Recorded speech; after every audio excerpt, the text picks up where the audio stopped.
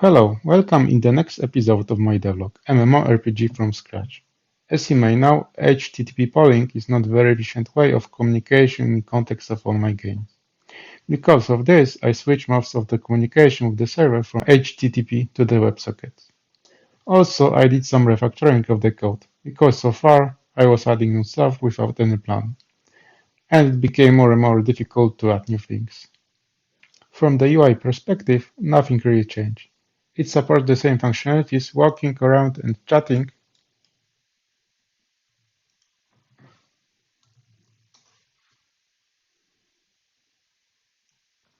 What you can notice is that in the network tab, it's much calmer. There are often logging calls and socketio related stuff. The only spamming thing is HTTP ping call. On the server side, I'm using this Java netty-socket-io implementation. I will paste link to the repo in the video description. Setuping netty-socket-io server is super easy. It's just a matter of a few lines of configuration, then creating server object and starting the server. And of course, adding some event listeners to do some stuff. In the connection listener, I'm doing similar thing like in login controller.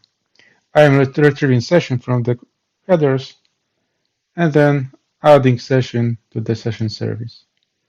In the disconnect listener, I am removing session from the session service. Chat controller is right now responsible for initializing event listener for chat event. After receiving chat message from any user, it adds message to the chat, and then it broadcasts chat messages to the all connected players. Also, I added in chat event.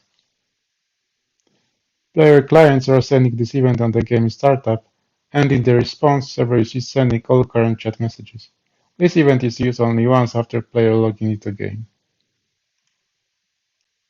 Player controller was rewritten in a similar fashion. Instead of HTTP calls, updating player state and direction are performed by socket event, state, or direction. New thing is init state event, which returns initial position of the player after logging into game.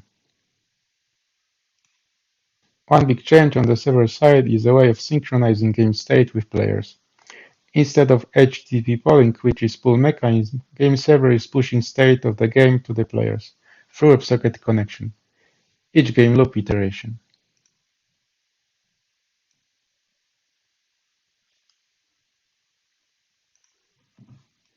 Changes in the game client were super easy. It was just replacing HTTP service calls with socket service. The biggest change was made in the player movement controller, where instead of HTTP polling in intervals, right now I'm listening for socket events with the state topic. On each received event, I am updating UI state. This is all for today. Next time, I'll show you super easy implementation of monsters with the most easiest AI implementation. Thanks for watching and see you next time. Bye.